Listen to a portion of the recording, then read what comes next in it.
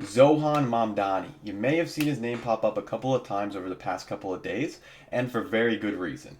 He just took home a historic victory in the New York Democratic primary race for mayor, upsetting the more established liberal Andrew Cuomo while running under a socialism-fueled campaign. This may seem insignificant upon first glance, as it is only a mayoral seat, something which, for many of us outside of New York, will still have little immediate effect, but the long-term implications could be huge for a couple of reasons. Number one, as previously mentioned, Zohran ran his campaign with widely growing democratic socialist sentiment at the forefront.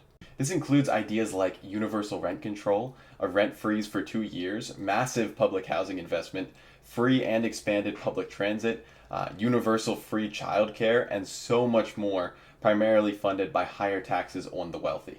This is important because it is one of the largest elections a socialist candidate has managed to win, showing how current attitudes within the left are beginning to shift away from the more liberal establishment Democrats towards progressive democratic socialist ideas. Additionally, Zohan's methods of campaigning were extremely effective by blending generational, traditional grassroots tactics with a new age of digital strategy. In many ways, he set a new standard for left-wing outreach. The campaign saw teams partaking in door-to-door canvassing citywide, handing out leaflets at grocery stores, mosques, and child care centers, flooding apartment windows with posters, and managed to garner over 5,000 volunteers during the campaign's final stretch. Similarly, they utilized hyper-local social media ads, and Zohan's cause managed to gain support in many left-wing circles across the internet. The narrative created was clear and focused, with little room for political word vomit.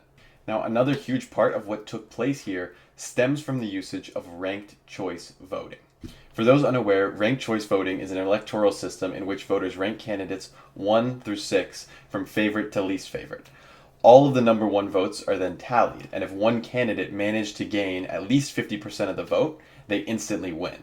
However, if no candidate gets 50% of the vote on the first round, the candidate with the least number of votes is then dropped from the race. Everyone who voted for the dropped candidate as their number one pick now has their number two pick counted as their vote. This continues until one candidate breaks that 50%. The idea behind this system is that it allows voters to choose their favorite candidates without being worried about wasting their vote. This opens the door for more options for voters and the ability to freely choose who they most and least support. Should this method become more popular countrywide, it could completely abolish the two-party system in America, as voters will be given more choices beyond just the Democratic or Republican representative.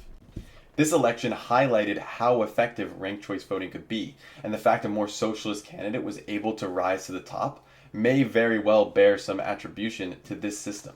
This could have widespread effects and encourage other cities and even states to take on the method, eventually leading to a change in our federal electoral process, which many are fed up with.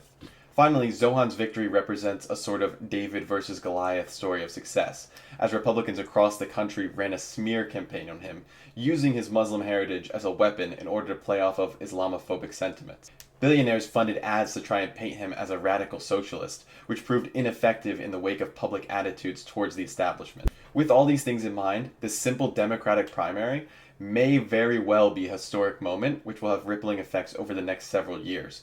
And I suspect it won't be the last thing we see of Zohan. That's all. Thank you.